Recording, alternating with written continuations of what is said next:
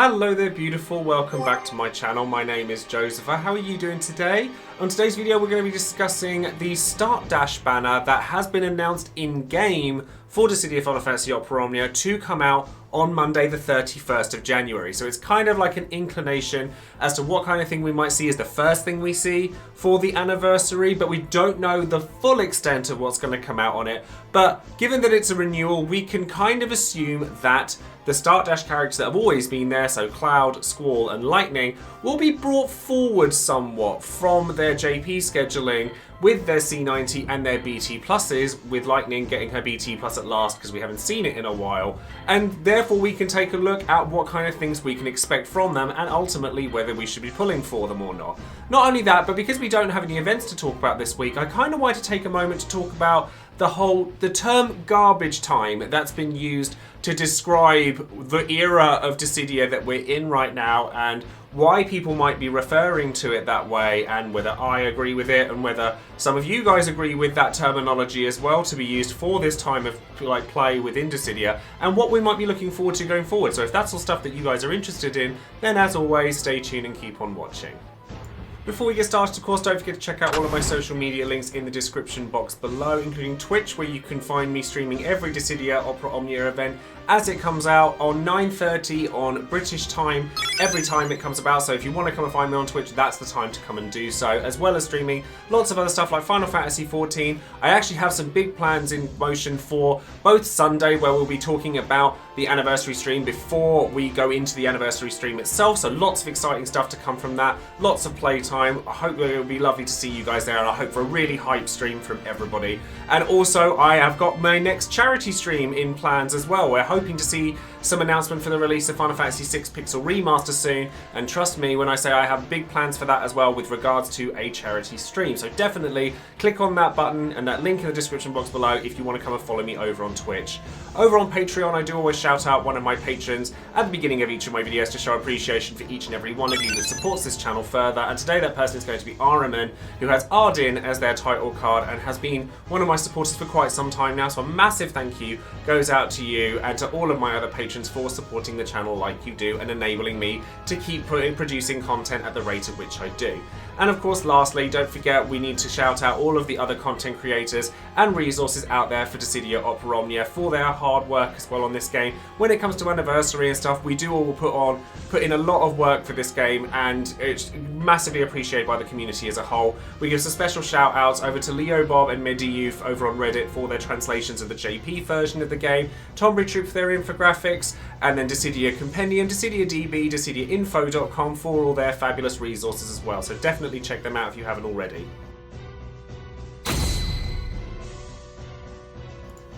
So of course, the thing that we're going to talk about first is going to be the banner that we can expect maybe from this thing next week, because it hasn't been officially announced as to what's on the banner. I'm actually looking at the game right now, and it says the Start Dash Draw and New Warrior Gem Sale will be updated on Monday, January 31st, so the day after the community stream on the Sunday. So there's no reason why they would update this without updating the characters on it. So we can assume that Cloud, Squall and Lightning will be on the banner on their own for new players with their BTs, LDs, EXs and the rest of it. Now obviously this also means that all three of these characters will get reworks, BT pluses, and presumably, because obviously everything's been released and we're at C90 era now, C90 as well. Now this banner didn't actually come around until, I want to say, like 2 months from now over in the JP side of things, so the fact that this has all been brought forward definitely kind of pricks the ears up and makes you go, what's going on here? So let's go through each of the characters individually and see what they actually get out of it. So first things first, we're going to take a look at Cloud. Now Cloud gets a rework to his LD, his EX, to his 15, his 35 attacks, so both of his skills, his EX, and obviously a BT plus as well.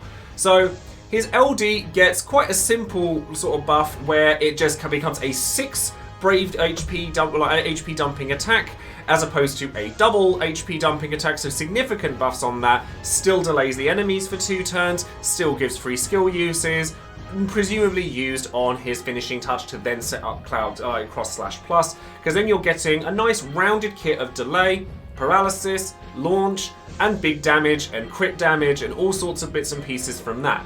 Finishing touch itself will also get an extension so that it's doing more bravery hits between each of the HP dumps that it already has, because it actually already has 5 HP dumps on it, but it's only 1 brave HP between each one, and now it's 2 brave HP. So if you're hitting brave caps and increasing those caps, it's going to do a lot of favors for Cloud.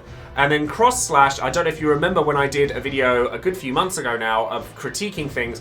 This is the kind of the chainsaw slash that I was talking about back then, where it's now a 3-hit brave HP attack 3 times, and you know, remember when it was brave HP. That's all done and dusted. But then the bravery potency has been increased for each of them exponentially as well. And then you're getting, you know, brave recoveries between each hit. So it's just a bigger hitting move, basically.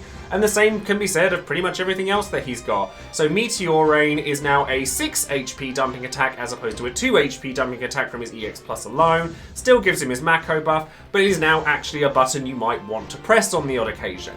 And then his BT Plus effect is actually one of the stronger ones, because Cloud's BT phase has always been very, very highly regarded because obviously he has launched during them. Now we have stuff like Selfie that can do that for other characters as well, but Cloud is a very self-sufficient character that does a lot of damage and also does a lot of extra stuff on top of it.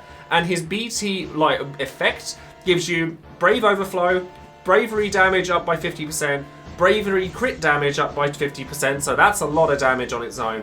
And then it originally gave Brave Cap up 20%, so that's also really nice. But now you're getting Bravery damage cap up by 30% and Party attack up by 50% on top of that. So this is obviously going to help Cloud out a lot with finishing touch, but it's also going to work really well with other characters that have a lot of HP dumps, but not necessarily a huge number of Bravery hits in between those HP attacks. So the fact that you're getting this twice and you get a really good damage phase out of it as well is just a good all-around package for Cloud, which is realistically what he should be, being a flagship character of the series. He'll do very, very well damage-wise, like for a long time to come as well, because he'll benefit from effects like Lock, further down the line, Snow, Ramza. There's lots of things that he will excel at. Like even when Kaisk comes back around and gets his C90, he'll benefit from that as well, because they were actually released quite close together. If you want just a go-to character that just does a lot of things well, Cloud might be your boy. So now let's take a look at Squall, and honestly Squall makes me laugh a little bit in some ways, because when I was doing all my research for the JP side for Squall, a lot of people were really unimpressed with him. And then I started watching a lot of videos with him and I'm like, this don't seem as bad as people are making it out to be, if you ask me. Now, he also gets a rework to both of his skills, his LD, his EX, and obviously his BT Plus as well. Now, Squall is a lot more linear in what he does than Cloud, in the sense that Squall is there to deal AoE damage. That is what he does, but he does a lot of it. So if you didn't get twins, this might be one worth looking at for you. So if, again, this is all subject to change for next week, so please don't come for me if it is different, but it's good to have this information even if it's not. His LD gets reworked so that it itself, Rough Divide, has 4 HP dumps in it, and now recovers a skill use for both of his skills while he's at it. Now this is fantastic for him, because Squall was very, very prone to running out of skill uses very quickly, and this literally gives him another, 8 skill uses, and including his C65 as well. It's like he gets a lot more longevity out of this. And now the follow-up attack that comes after it does 2 HP dumps in it, which doesn't sound like much. It's a lot. It adds up quickly. And then Renzakuken now has 2 HP dumps in it, so now it's 100% AoE double HP dumping attack. Doesn't sound like a huge amount until you add Roaring Hammer in and it's 4 HP dumps with AoE damage. And then Solid Barrel now gets more bravery hits in it, so that you'd get 3 hits on the second HP attack rather than just 1, and you just get more damage out of it. So you can see where I'm going with this. It's damage. It's a lot of damage. His EX now does 4 HP dumps in it, and now finally has splash damage, which is great, because a single target EX attack on a character that's very clearly built around AoE damage doesn't make a lot of sense. So if he's now going off with doing that and now getting a lot of extra damage from his AoE follow-ups from Roaring Hammer, more damage. And then finally we have Blasting Zone. Now Blasting Zone's BT effect is probably the weakest of the three. Like, it is the weakest of the three. Squall's damage phase, however, especially when you already have his BT effect up, is going to hurt a lot. Because the attack itself is big, the splash HP damage is now increased by 50%, which means that his Roaring Hammer is going to be dealing a lot more damage. It means that Solid Barrel is going to be doing a lot more damage. It means his EX is going to be doing a lot more damage. And then you have Max Brave Cap up by 20%, which is great and is actually a very valuable thing to have in general. By having that cap go up, I say that he has the weakest one because it has the least effects on it. But Max Brave Cap is probably one of the most valuable stats you can have on a character at this point. And then Party Brave damage up 50% is going to be really good. So Squall's very simple in what he does. If you don't have twins, however, or a character that is very geared towards AoE damage, Squall should not be overlooked. Like, he will deal more damage than probably the other two put together if put in the right situations. Although Cloud can also do a lot of damage and has a lot of techie plays as well with his paralysis, his delay, etc. Whereas Squall is a lot more linear in what he does. That being said, you can stick him in a party as long as you're in an AoE fight alongside somebody like Locke, whose BT effect makes all characters have defense ignore, and Squall will just bring the pain and a lot of it. And then finally we have Lightning. Now Lightning's a little bit unfortunate because I think that she was so powerful when she came out with her LD and her BT that she kind of needed to get taken down a peg or two by the looks of things, because her reworks and like the bits and pieces she gets from her LD like board reworks, her BT plus, her C90, they add a lot of fluff to her kit, but that's pretty much what it is, in that it's fluff. So Spark Strike gets splash damage come out of it, and then you'll see this with Spark Strike Plus and Flourish of Steel Plus. They get double HP dumps on them, which is great. The regular versions don't, so you're actually only getting that second HP dump on either of these attacks every other time that you're using them, and it kind of railroads her a little bit. So Spark Strike does it by like doing a AoE Brave HP attack, then a Brave gain, then an HP attack, whereas Flourish of Steel is just a double Brave HP dump that's more geared for high turn rates, as she's very well known to do, and it ignores defense now as well, so that is something that's definitely in her favor. Her C65, well now a C88, all of these three guys do very much the same thing, where it's bravery, damage cap, and attack that's added onto them, and you'll see that a lot. It's either usually brave damage cap or brave gain light up or something like that. They typically tend to be very much the same. But because Lightning's has the ability to kind of break reset, things like that, allows her to re-break, get free turns, all that kind of stuff, she still gets a lot of those shenanigans underway by just breaking and delaying repeatedly. Now, Army of One and Army of One Plus, they already had multiple HP dumps, and she actually only gets one extra, and what it does do is it kind of evens out the brave hits in between, and also provides a bit of splash damage on top of that as well, which is nice. It's not anything massive. Like when you see like a lot of C90s, they like really elevate like an EX, and this one, it's nice and it definitely does the job, but her EX was always very good, so there is that to bear in mind, and it just doesn't get quite as much out of it as say Squall and Cloud do. Crushing Blow gives you the ability to make it so that you've got splash damage on that now as well, and you're getting a bit longer from Savior of Souls. The other thing I should mention, I forgot to mention actually, is that the plus versions of her two skills now, thanks to this LD board, don't consume ability uses. So they're very similar to how like Vayne skill uses work now. So it definitely extends her longevity a great deal and is very much appreciated because, again, like Squall, she'd burn through her skill uses so fast that if you're going to use a character that turn hogs like Lightning does, you need those skills to last. And now with that change, it does. Gestalt Drive has actually got a very, very strong BT effect. So you get what you got before, which was Brave Overflow, Brave Damage up, Brave Damage cap up, which was a much, much bigger deal when it first came out than it is now, because all BT pluses have something along those lines. And then you get Brave Damage up 30%, HP damage up 20% when attacking a broken target, and then with the BT plus you get Brave Damage cap up by 30% again, and then Brave Damage up again, so it is 50% across the board.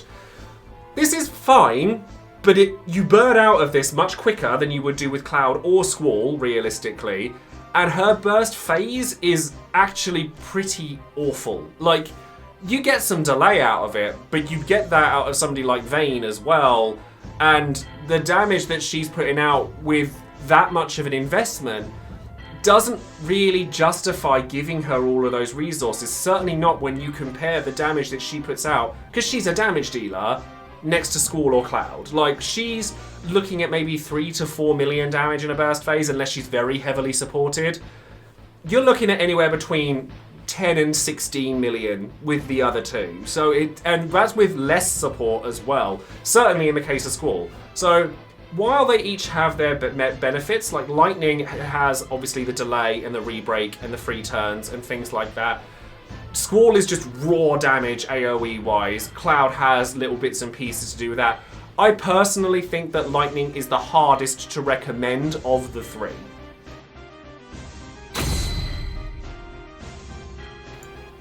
Okay, so now that we've gone over the banner, and the fact that we don't have an event here at the moment means that I have time to talk about something a little bit different for a change when it comes to Dissidia. Now, as you can see, I have my game being played here with Queen's Lost Chapter Lufenia Plus, and I'm actually playing this on auto right now. So this is going to segue into talking about a term that I come across a lot recently when coming to describe Dissidia. I've had it said to me on stream many times. I've seen it in my comments on YouTube. I've seen it on Twitter. I've seen a lot of other people using it, whether it's Reddit or all over the place. And it's the term garbage time to use to describe the way the Dissidia currently is right now because it's considered too easy. So I decided that I wanted to have a look at the game and whether that's true and whether it needs to be addressed or if it's something that people are actually quite happy to have. Now, I'm under the impression that the term garbage time is a very negative connotation for the game, and I've been told since then that it's a sports term that's used to describe like an already decided conclusion of a game, and therefore, people do whatever they want with it, which I'm not sure how I feel about it, because maybe I'm looking into the term too much, but I think that while we're trying to get more players into the game and enjoying themselves and just playing in general, to have a term like garbage time is definitely not a term that one would use that would typically be seen as a friendly thing. And I'm actually also somebody that has played into it a little bit, I suppose, because I do tend to be a little bit disheartened, but especially when I've done a lot of research into JP and things like that, and FR era, and seeing the way the game is played, I do question whether the game is in a good place right now. But obviously with all these people saying, oh, it's garbage time, it's rubbish, this, that and the other, I thought I'd investigate it. So there are a lot of events that are very easy going forward with C90 era because the power creep itself is outweighing the difficulty of Lufenia Plus. Now, Lufenia Plus has a lot of non-lethal orbs in it now, which makes it a lot easier. There's a lot of characters around that allow you to do so much damage that you just blitz them all together, and we're starting to see that with the likes of being able to clear a Lufenia Plus, that side, not that side, on auto if you have the right characters. Some people aren't very happy with that. Others are. As a matter of fact, I decided it would be a good idea to ask, similar to Would You Pull, my patrons, as to how they felt about the idea of garbage time and whether they like the fact that it's easier, because some people may find it more approachable, the fact that it's more relaxed, that they enjoy the fact that they don't have to worry about doing an event, whereas some people, myself being one of these people, appreciates a more challenging, memorable experience from my Lufenia Pluses. So I'll quickly go into the numbers that I've got here. So I put very, very vague things here. So love it, Dissidia can do no wrong. Nobody voted for that, and that could have been down to my wording, to be fair. 52% said I like it, means I can be more relaxed playing. 16% said I don't like it, I enjoy the challenge much more. 16% said I hate it and I miss the old days, and 16% said other, at which I asked for some comments, which I will cover when we go over Would You Pull. So it seems to me that despite the fact that there is a vocal minority of people that really hate the idea that it's just not in a good place right now, a lot of people are actually perfectly happy with it, because there's you know, a more relaxed environment. And honestly, even though I do complain about it being too easy sometimes, I'm not necessarily looking for content to be hard or to be like super difficult. I guess I'm looking for content to be memorable. And going forward, I do like the fact that we have bosses that are actual representatives of the series. Like, I know that Safer Sephiroth is a thing, Demon God Emperor is a thing, Braska's Fine Leon is a thing, like lots of stuff like that I really appreciate. And I think that it's great that we're moving into not another reskin of a behemoth. And I also think that global exclusive content that we've had in the past has largely been very positive in that direction. Like the event we had when Lena's LD came out, loved that, thought it was fantastic. Like all sorts of stuff like that, Abyss, Equinox, all of that I've really enjoyed because it's been tuned differently to cater to the way the global version has been played. But you know, the most memorable events I can think of realistically are the most challenging ones. Like, I can remember who I used for Reno's event when it came around with those horrible Soul Cage tree variants. I can remember who I used for Dimensions End Transcendence 6 and those stupid flower dragons. I can remember who I used for Lena 35 CP when it first came out with that bloody dragon that changed colour that was an absolute pain in the backside. But I couldn't tell you who I ran for Rude's Lost Chapter or anything like that. I'm not necessarily looking for content to be difficult or challenging. I just like there to be something memorable about it. And when you look at boss fights, which literally is what this game is built up of, you don't want to sit there and just think that it's been easy ride over and over and over again. I don't think. Clearly I'm in the minority, but I thought it was a worthwhile discussion because I see so many people say things that they're not very happy about, but the votes and stuff have shown that people are actually perfectly happy to have an easier ride. I think the other thing to bear in mind as well is that as a player, I'm actually perfectly fine with it being easier. I have no issues, no dramas with it whatsoever, realistically. However, as a content creator, it can be very challenging when there's not much impetus for people to pull, because realistically, you can pull on whoever you want and you'll probably be fine. And as a streamer, like one has to make their own challenges and things like that. And I am a kind of player that, I can't speak for everybody else, but I am the kind of player that likes the game to present me with a challenge as opposed to having to make my own, because I think that that should be a part of the game's design, and therefore I shouldn't have to kind of make it that way. Although I think that a lot of people do, and there's absolutely valid merit to doing that. It's just not the way that I personally like to play. But I thought, like, for the time being, it would be an interesting discussion, and I love the fact that I asked people beforehand how they felt about it, because I did realise that I was in the minority about it, and that a lot of people are very happy with the way the game is right now. So I thought I'd ask you guys how you felt about it. Are you happy with the way the game is going right now? Do you think that content being easy is a good thing? Do you think that content being too easy is a bad thing? Do you enjoy making your own challenges for things, or are you like me, where you like the game to be the thing that's challenging you in the first place?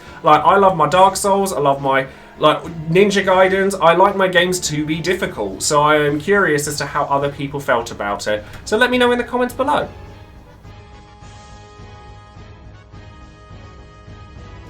So now, of course, we come to Would You Pull, the section of the video where you, the viewer, get your chance to let your voice be heard and let everyone know whether you would or wouldn't pull on a banner and why. Now, I've done things a little bit different here because a lot of players largely either have Cloud, Squall, or Lightning, or all of the above, and therefore I've asked whether people are likely to green these characters as opposed to pull for them, because if you're going to green them, typically you're probably going to pull for them if you haven't got them already.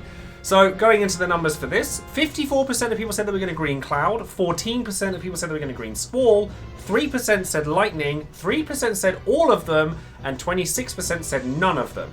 I was originally in Camp Cloud. I was like, yep, I'm really looking forward to Cloud, I'm really into it. And then I sat there and I thought, actually, I'm thinking Squall might be more my bag, on the back of the fact that I don't actually have a lot of AoE damage dealers, and Squall is very good at it.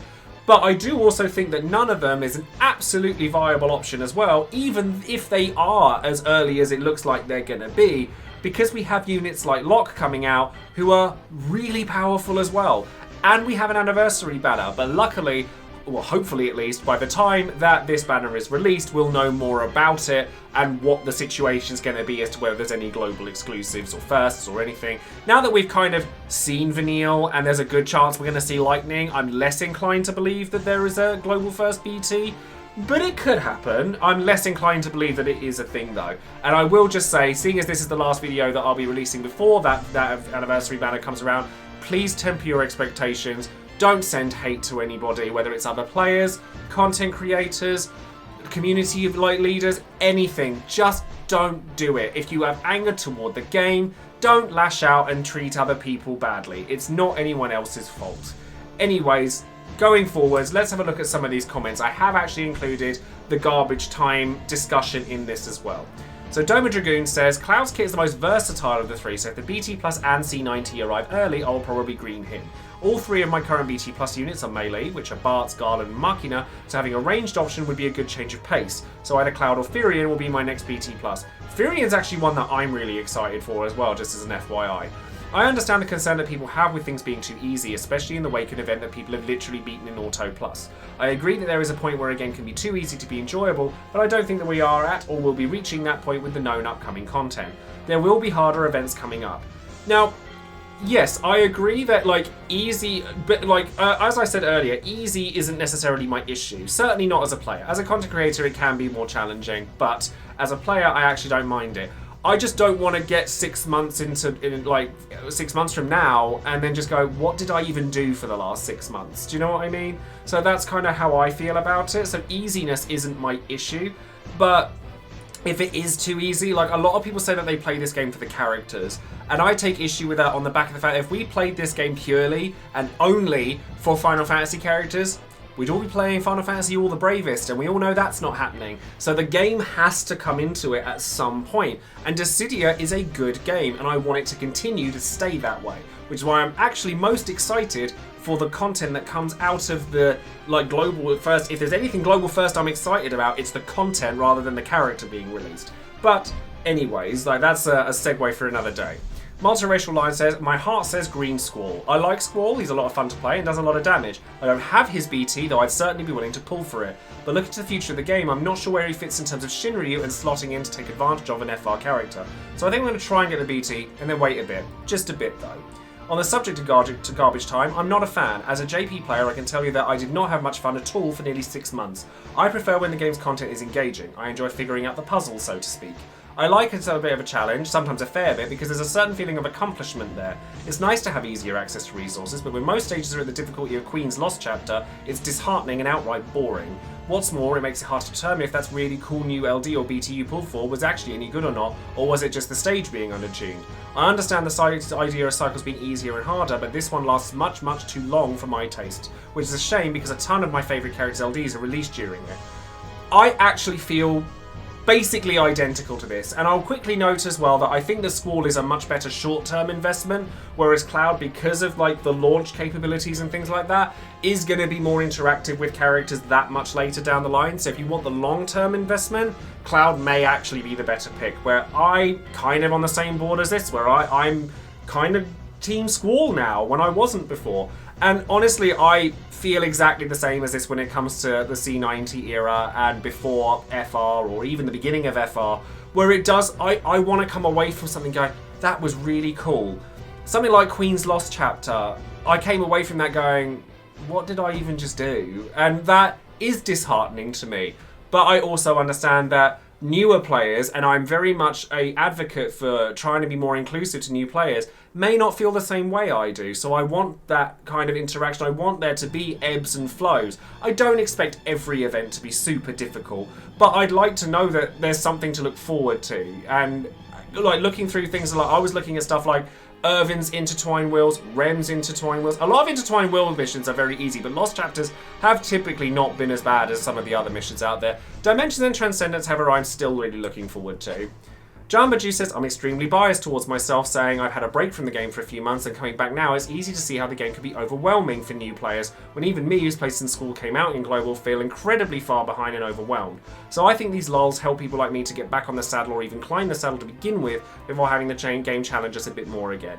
And this is what I'm talking about. I think that this is a perfectly valid thing to say, and I do understand it completely. I think the issue that I take is very much similar to the previous comment, where it's not that we have an easier time, it's how long that easier time is looking like it's going to be. So hopefully there'll be things that break it up, like we have our DEs, we have our global exclusive content. That's what I'm hoping to see going forward.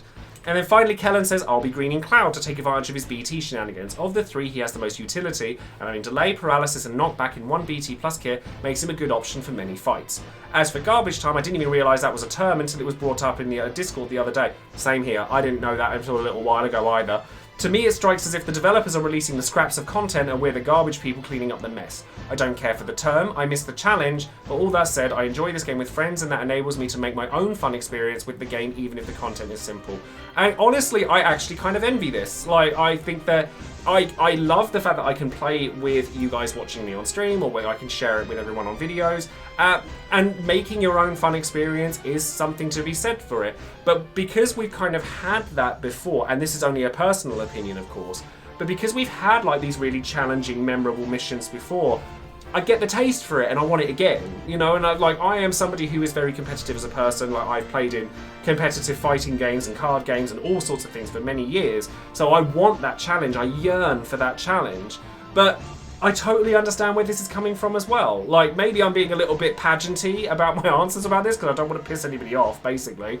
But at the same time, like, I do think that it's totally valid if you like the fact that the game is easier right now, because the people that are saying or using the term garbage time and stuff like that, because I actually agree with you, I hate the term because I think it's such negative connotations for something that a lot of people don't see as negative, and I don't like the term. And even though I'm perpetuating it in this video because there's a lot of people who didn't even know it existed, I still don't like the term, and I thought that it was an interesting discussion, if nothing else, to at least bring to people's attention to see how everybody else felt.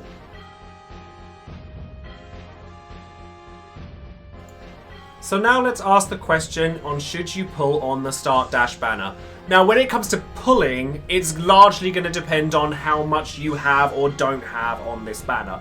There's almost certainly going to be a free pull on there. So if you get a free BT, you probably want to finish their kit off because it's going to be really good regardless of who you get here. If you have none of them, it's a very valuable banner. All three of the characters will do you well for some time to come. However, they do each have particular things that they're good at that make them more or less recommendable depending on the situation you yourself are in. Cloud, absolute cover-all unit. If you are brand new to the game, go for Cloud. He will do lots of different things. He's got so many different facets to his kit that even if you're against a launch immune enemy or a paralysis immune enemy, you're still largely pretty good if you're going to use Cloud. Like, he does so many different things that he's just good. And he does a lot of damage. He's got a very long-lasting kit as well, because even when we go into FR era, characters that launch and allow other characters to join in with attacks, and characters that can benefit from all of the different things that his BT plus effect will bring, mean that he's going to have a long last.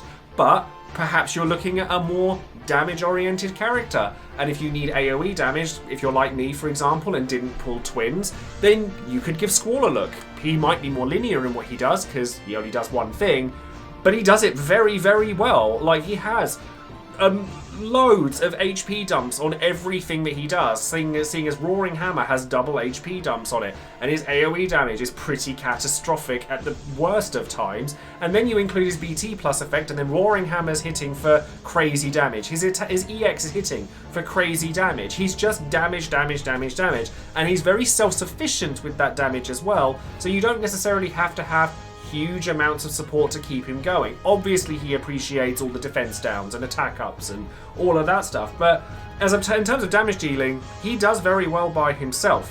But because he's not quite as widespread as some characters, he may not last as long for you, but he does do a lot of damage and he does very well at it, so he might be the right choice. I do think Lightning definitely gets a bit of a raw deal here. And obviously all of this is on the proviso that all three of these characters are getting everything up to date that JP got in a couple of months' time, which they may not. You know, and if that's the case, then I can only apologise for this video in advance. I'm going off the information that I feel is relevant to what we have. But if that's the case, then I feel Lightning gets a bit of a raw deal compared to the other two.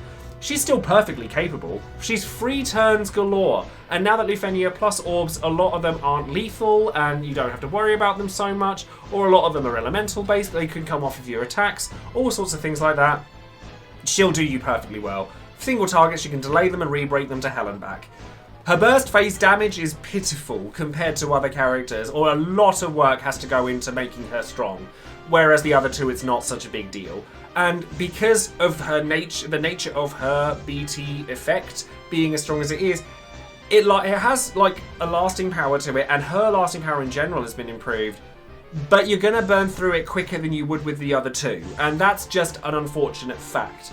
And with Squall having max Brave Cap on his, that definitely is a valuable facet to his kit as well, whereas the other two have Brave Cap increases, which, great if you're Cloud, and if you have loads of HP dumps and not many bravery attacks in between, but because Lightning has, like, only multiple HP dumps on every other turn, and, like, not even Vayne does that, like, Force of Will has double HP dumps from the start, and that's really good. But she doesn't really have that wow factor anymore. Like, I think maybe because she was so powerful the first time round, maybe they didn't want to do it again.